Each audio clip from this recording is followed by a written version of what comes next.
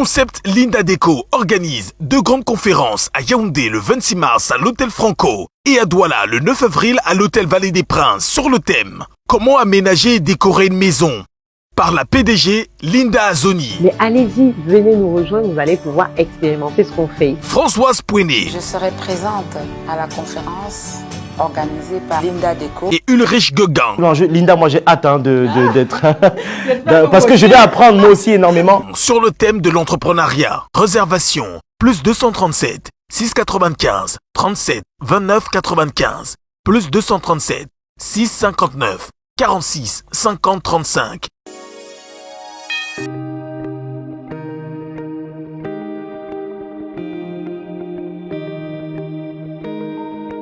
Bonjour, alors Linda Azoni, c'est une maman qui a plusieurs casquettes.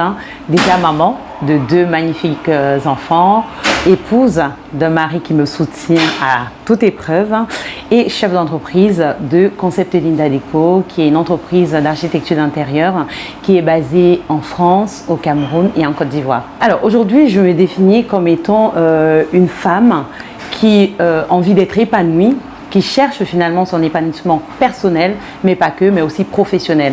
Parce que je pense qu'on ne peut pas se contenter que d'être une maman ou d'être une épouse. Je pense aussi qu'on doit s'accomplir en tant que personne, en tant que femme, en tant que passionnée de quelque chose pour partager avec les autres. Donc c'est dans cette démarche-là que je suis aujourd'hui. Alors, l'architecture d'intérieur, c'est vrai que c'est une question assez large, mais qui suscite un peu de controverse, surtout au Cameroun, je vais préciser, et même pas que en Afrique, parce que j'ai fait aussi le Cameroun, la Côte d'Ivoire et bientôt le Gabon. Dans ces pays-là que je connais un tout petit peu, l'architecture d'intérieur est quelque chose qui n'est pas très bien connu ou un peu mal connu. Généralement, on mélange ça aussi à la décoration d'intérieur. Peut-être qu'il faut que je précise les choses. Alors, la décoration d'intérieur et l'architecture d'intérieur, c'est finalement donner une âme à une maison. C'est ceux qui seront finalement en charge d'apporter de la vie dans une maison. Donc, je vais prendre un exemple pour que ça soit clair. Tout le monde connaît le travail d'un architecte, c'est-à-dire un architecte, il dessine les plans d'une maison, il assure finalement la structure et la pérennité de cette maison. Maintenant, qu'est-ce que fait un architecte d'intérieur et un décorateur d'intérieur? Comme je l'ai dit, ils sont en charge de donner finalement vie à cette maison. En gros, ils vont faire le choix finalement des matériaux, c'est-à-dire ce qu'on va mettre sur les sols, sur les murs, sur les plafonds. Ils vont également faire le choix du mobilier. Quand on dit mobilier, on voit des chaises, des fauteuils, des canapés. Bref, ils vont faire ce choix-là en fonction du style, en fonction de l'harmonie colorée, en fonction de l'harmonie des matières qu'ils souhaitent faire ressortir. Et enfin, ils vont faire le choix des accessoires. J'entends bien sûr par accessoires les rideaux, les coussins, les fleurs. Ils vont faire ces choix-là en dernier parce qu'on dit bien accessoires. Donc on n'est pas obligé de les prendre, mais ça apporte un plus dans la décoration. Et c'est finalement le mélange de tous ces éléments-là qui vont donner vie à cette maison. Et c'est ça que font les architectes d'intérieur et les décorateurs d'intérieur. Alors, moi, ça fait, si on compte en tant que professionnel, parce que peut-être pour le dire, il faut un peu que je revienne sur mon parcours. En fait, je suis de formation ingénieur. Je suis ingénieure statisticienne économiste de l'ENSA et ParisTech.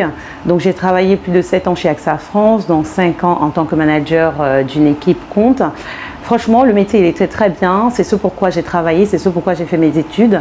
Mais je suis arrivée à un stade où je ne me sentais plus à ma place. C'est-à-dire que je posais l'utilité finalement du sens que je voulais faire. Et du coup, j'ai décidé finalement de démissionner complètement parce qu'on a cru que j'étais une folle.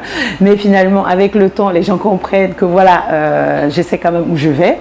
Donc j'ai décidé de démissionner, je me suis d'abord formée avant de pouvoir exercer ce métier justement, et donc ça ne fait que professionnellement parlant, ça doit faire 3 ans que j'exerce vraiment, mais sinon je suis passionnée depuis longtemps par ce métier et qui était refoulé parce que finalement au Cameroun on n'a pas de modèle de réussite dans le métier d'architecte d'intérieur, et je pense que plus on sera nombreux à faire ce métier, que les jeunes vont voir que c'est porteur, qu'on peut vivre avec ce métier-là, je pense que généralement les jeunes vont penser à s'orienter aussi vers cette voie-là, qui est finalement une porte de sortie aussi par rapport à notre situation économique du Cameroun, quoi.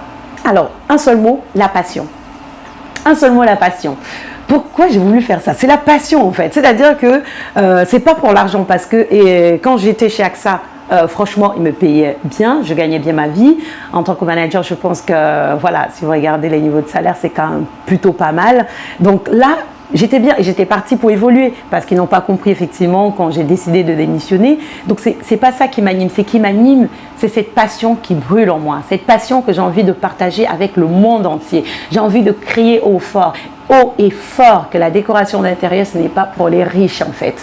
J'ai envie de casser cette idée-là, que de dire que oui Linda, tu viens me parler d'architecture d'intérieur, de décoration d'intérieur, moi j'ai faim, tu veux que je fasse quoi en fait? Donc il faut d'abord que je mange. Non, peut-être prenons l'inverse. Peut-être que si tu ne manges pas, c'est peut-être parce que tu n'as pas un bon mindset, peut-être que tu n'es pas dans les bonnes dispositions pour créer par exemple un business, parce que disons-nous, au Cameroun, tout le monde ne peut pas entrer dans la fonction publique, tout le monde ne peut pas être salarié. À ce moment-là, qu'est-ce qu'il faut faire? Il faut peut-être entreprendre, donc il faut avoir une idée, il faut avoir quelque chose, il faut se motiver. Donc comment faire pour entrer dans ce mindset-là si déjà, chez nous, on ne se sent même pas bien? On ne veut pas rester chez nous, on a envie de sortir. Donc j'ai aussi envie d'apporter ça, de dire attention, vous pouvez changer, c'est-à-dire que pour manger, il faut peut-être être bien chez toi, ça va te donner des idées nécessaires pour aller entreprendre et ainsi avoir ton autonomie ou ton indépendance financière. Donc ce n'est que la passion qui m'anime et j'ai envie que tout le monde vive déco, tout le monde parle déco, tout le monde puisse comprendre pourquoi est-ce que j'ai une telle énergie quand je parle de décoration. C'est quelque chose qui me transcende. Voilà. Les qualités d'un bon architecte, enfin, je pense que il faut peut-être revenir en fait sur le sujet, c'est quoi la différence entre un architecte d'intérieur et un décorateur d'intérieur? Parce que j'ai remarqué au Cameroun que les gens c'est-à-dire ils regardent plus les diplômes. C'est un pays du diplôme. C'est-à-dire quelqu'un il va vous dire ouais j'ai un PhD, ouais je suis ingénieur, ouais j'ai ceci. Oui c'est bien, mais au final qu'est-ce que tu sais faire?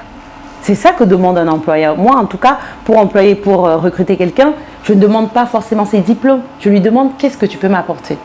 Quelle est ta plus-value finalement dans mon entreprise? Comment tu vas m'aider à aller plus haut? C'est ça que je cherche quand je recrute quelqu'un. Ce n'est pas les diplômes. Donc, j'ai vraiment envie de profiter de ce moment qui m'est consacré pour clarifier un peu les choses. Il faut qu'on arrête au Cameroun de toujours penser aux diplômes. Ce n'est même pas qu'au Cameroun, il y a aussi en Côte d'Ivoire et un peu ailleurs, et au Gabon. Parce que quand je lance des formations ou quand je lance des conférences, la question qui revient, est-ce qu'on a un diplôme à la fin? Est-ce qu'on va nous donner un certificat? Mais je trouve ça dommage comme question en fait. La question qu'on doit me poser, c'est quel est le contenu? Qu'est-ce que je vais apprendre dans cette formation? Qu'est-ce que je serai capable de faire à la sortie de cette formation? Qu'est-ce que ça va me donner? Ça, ce sont des questions qu'on me pose. Je dis, yes, le gars, il est dans le game. Il a compris pourquoi il est là. Mais quand on me pose des questions, par exemple, ouais, il faut avoir quel diplôme ou quoi, je dis non, la personne n'a pas compris. Donc, clairement, pour clarifier les choses, et je vais répondre à ceux qui posent la question, est-ce qu'en 2 ans, est-ce qu'on peut être architecte d'intérieur? Alors, en France, le système français, il faut faire bac. Après le bac, on fait 5 ans. Donc, c'est bac plus 5, on obtient le certificat d'architecte d'intérieur. Et encore, en France, c'est un métier qui n'est pas réglementé. Je pense que les gens ne savent pas. C'est un métier qui n'est pas réglementé dans le sens où quelqu'un peut décider d'être architecte d'intérieur. Donc, en termes de qualité, c'est pour ça que je vais chuter sur les qualités. Quelqu'un peut décider aujourd'hui d'être architecte d'intérieur. Il n'y a personne qui va lui dire qu'il n'a pas le droit de dire qu'il est architecte d'intérieur. Parce qu'il n'y a pas un cadre comme par exemple les médecins. Quelqu'un ne peut pas se lever le matin et dire que les médecins, il faut qu'ils fassent partie de l'ordre des médecins. Pareil pour les architectes, il faut qu'ils fassent partie de l'ordre des architectes. Mais les architectes d'intérieur, effectivement, il n'y a pas encore d'ordre, même en France. Donc quelqu'un peut le faire. Maintenant, ça c'est pour être architecte, on sort du bac. À côté de ça, il y a des passerelles, il y a la validation des acquis que d'autres personnes prennent. Moi, je suis dans ce cas-là. C'est-à-dire quelqu'un qui veut faire une reconversion professionnelle, il ne va pas aller faire 5 ans, ou bien s'il a le temps, il peut faire 5 ans. Mais s'il n'a pas le temps, étant donné qu'il a déjà un bagage nécessaire pour pouvoir avancer, il peut faire des passerelles. Il y a des formations précises pour le faire, comme par exemple la formation de décorateur d'intérieur, la formation de design d'intérieur. Ça permet effectivement d'avoir une bonne base. Et une fois qu'on a obtenu cette base-là, on peut maintenant avoir de l'expérience. Et avec de l'expérience, on va pouvoir prétendre au titre d'architecte d'intérieur. Alors, moi je ne suis pas quelqu'un, quand on me demande ça coûte combien, je dis eBay. eBay, ça sur les Camerounais, quand on voit une affiche ou quand on voit un événement qui est fait, généralement on dit inbox. Donc, moi, je ne suis pas du tout dans cette optique-là. Je suis quelqu'un de transparent sur mes tarifs.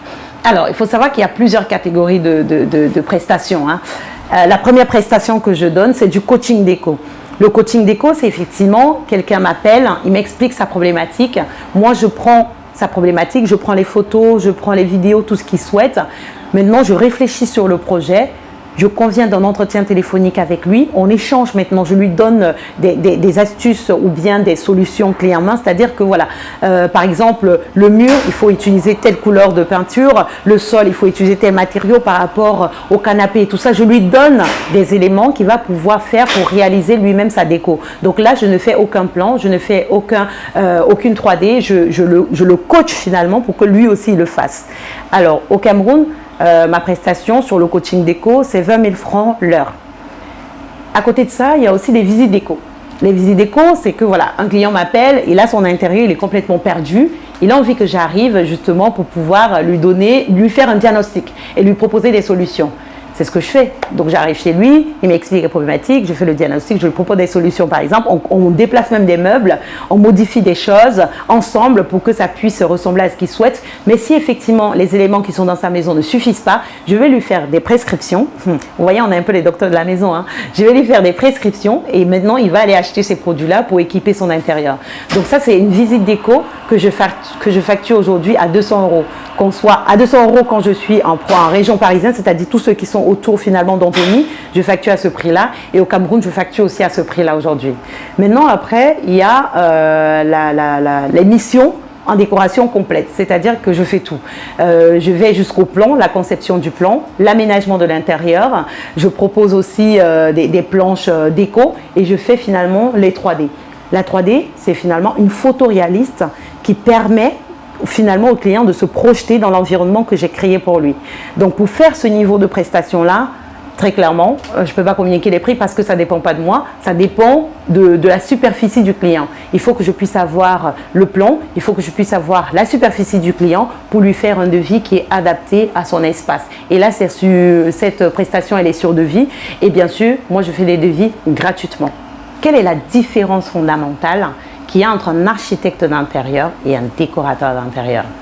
Alors, un architecte d'intérieur, c'est celui-là. Un architecte d'intérieur et un décorateur d'intérieur, ils vont donner une âme à cette maison. D'accord? On a compris ce que c'est. C'est-à-dire qu'on va gérer les matériaux, le mobilier, les accessoires, on va gérer tout ça. Maintenant, la grosse différence qu'il y a entre les deux, c'est qu'un architecte d'intérieur, lui, il peut gérer les cloisons. Alors, il faut que je m'explique.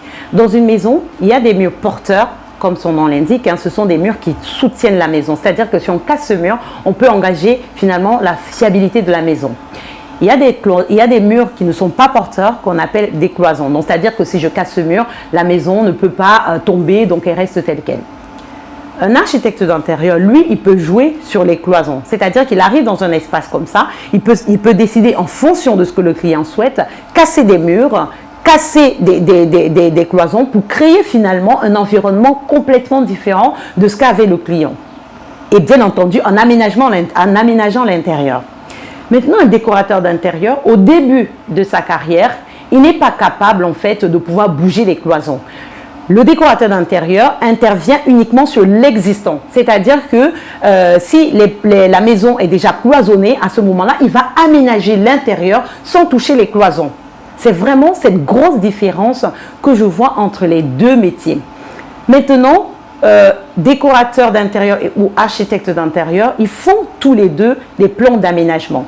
Parce que moi, ça me fait sourire quand je vois des gens au Cameroun qui me disent qu'ils sont décorateurs d'intérieur, non pas qu'ils sont décorateurs, qu'ils ont fait la formation en décoration d'intérieur et qui sont incapables de me faire un plan d'aménagement. J'ai dit qu'il y a un souci. Parce qu'une formation qui se respecte en décoration d'intérieur, c'est une formation où on apprend aux gens à aménager un espace. Ils doivent être capables de faire un plan, c'est-à-dire de reproduire le plan qu'a fait l'architecte. Il doit aussi être capable d'aménager cet espace-là. Il doit être capable de pouvoir harmoniser les matériaux, harmoniser les couleurs. Il doit même être capable de suivre les travaux. Ça, c'est le décorateur d'intérieur, hein. Je ne suis même pas encore sur architecte d'intérieur. Ça, c'est le décorateur d'intérieur qui doit être capable de faire ça. Ce n'est pas juste de coudre des rideaux, de faire des coussins, de mettre des fleurs, de faire de la peinture. Oh, c'est pas ça. Quelqu'un qui coud des rideaux, c'est un couturier. Quelqu'un qui fait de la peinture, c'est un peintre. Quelqu'un qui fait des fleurs, c'est un fleuriste. Pourquoi voler ces métiers-là? Ce sont des métiers qui existent déjà, ce sont des gens qui le font. Maintenant, la décoration d'intérieur, ce n'est pas ça. La décoration d'intérieur, c'est qu'on utilise ces éléments-là pour créer une harmonie dans une maison, pour créer une vie dans une maison. Donc, vous l'avez compris, hein, un décorateur d'intérieur, c'est celui-là qui est capable de concevoir les plans d'aménagement avec bien entendu les plans qu'ont conçus l'architecte. Et il est aussi capable de pouvoir gérer finalement le choix des matériaux, le choix du mobilier, le choix des accessoires. Il est aussi capable de faire le suivi des travaux. Vous voyez, ça c'est un décorateur d'intérieur qui le fait. Et maintenant, l'architecte d'intérieur, il fait tout ce que fait un décorateur d'intérieur, mais en plus, il peut gérer par exemple une grosse rénovation pour casser des murs, pour complètement réorganiser un intérieur qui a été conçu au départ. Mais ni architecte d'intérieur, ni décorateur d'intérieur ne peuvent intervenir sur des murs porteurs. Parce qu'un mur porteur, c'est vraiment, il faut appeler un cabinet d'études qui va pouvoir faire des études nécessaires pour pouvoir casser ce mur. Mais on ne va pas casser ce mur en laissant la maison comme ça. On va placer, par exemple, des IPN qui vont soutenir la structure de la maison. Donc, bien entendu, notre travail s'arrête là. Quand il y a un mur porteur, on doit faire appel à un cabinet d'études pour que ce cabinet d'études puisse venir faire justement des études nécessaires pour pouvoir enlever ce mur et créer un autre support qui va soutenir la maison. Pourquoi est-ce que je lance ces conférences déco? Parce qu'effectivement, je vois qu'il y a plein de conférences qu'on lance sur pas mal de thèmes, mais il n'y a pas vraiment de conférences, de journées de formation sur la décoration d'intérieur. Je m'inscris là-dedans. Pourquoi? Parce que je pense clairement que pendant ces conférences-là, et que si je continue à faire des conférences comme ça tous les ans, franchement, ça va pouvoir impacter le mindset des Camerounais. Parce que on a beau faire tout ce qu'on veut, si dans la tête, rien ne bouge, ça ne va pas bouger. Donc, ça commence d'abord par la tête. Ça commence d'abord par casser les mentalités. Casser la mentalité selon laquelle, pour avoir un intérieur qui est fonctionnel, un intérieur qui est beau, un intérieur qui est ergonomique, il faut forcément avoir de l'argent. C'est faux et faux. Pendant ces conférences-là, je vais montrer à l'Assemblée effectivement qu'on peut faire une décoration d'intérieur sans pour autant avoir des millions dans son compte en banque. On peut même faire une décoration sans avoir 0 franc CFA.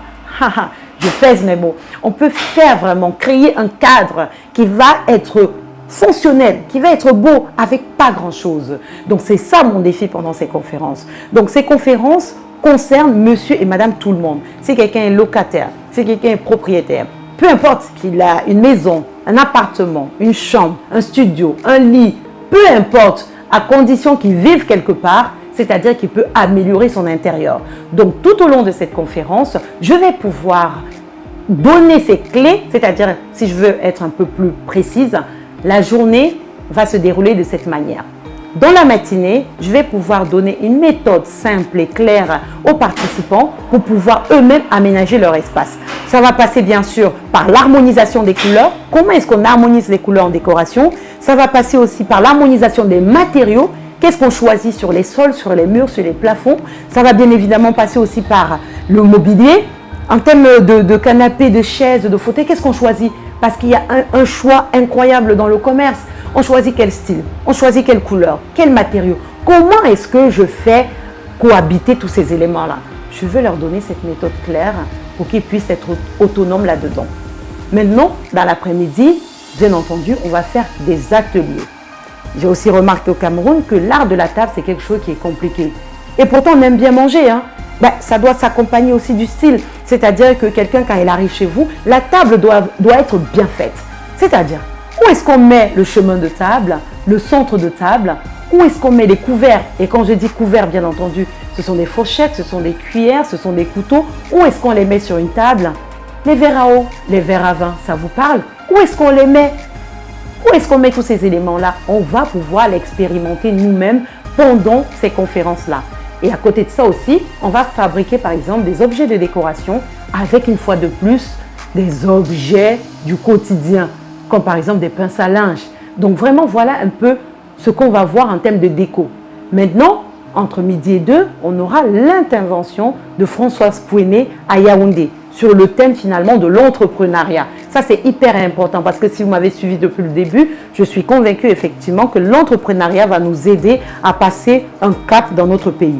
Maintenant, à Douala, on aura aussi le plaisir d'accueillir Ulrich Guégan et bien entendu Marthe Karine Jankou qui vont finalement nous briefer aussi sur le thème de l'entrepreneuriat. Vous voyez que là, ça annonce une journée riche, une journée pleine de partage, d'échanges, de convivialité. Un endroit où Pierre-Paul Jacques, monsieur et madame tout le monde peuvent se retrouver pour réseauter, mais aussi pour apprendre énormément de choses, pour impacter en fait finalement notre pays. Donc il y a 2 seules dates à retenir. Il y a déjà le 26 mars à l'hôtel Franco de 10h à 17h. Il y a le 9 avril à l'hôtel Vallée des Princes de 10h à 17h. Alors, comment participer à cette conférence? Rien de plus simple. Il y a 3 gammes de prix. Il y a le standard. Le standard, effectivement, c'est 10 000. Donc, vous payez votre place, bien entendu. Vous suivez toute la conférence de 10h à 17h. Et en plus, vous avez un tote bag. Un tote bag comme un peu celui-ci. Voilà, ce petit tote bag, à l'intérieur duquel il y aura des serviettes de table, un bloc-notes et un stylo pour prendre des... Alors, il y a le silver qui coûte 25 000 francs CFA.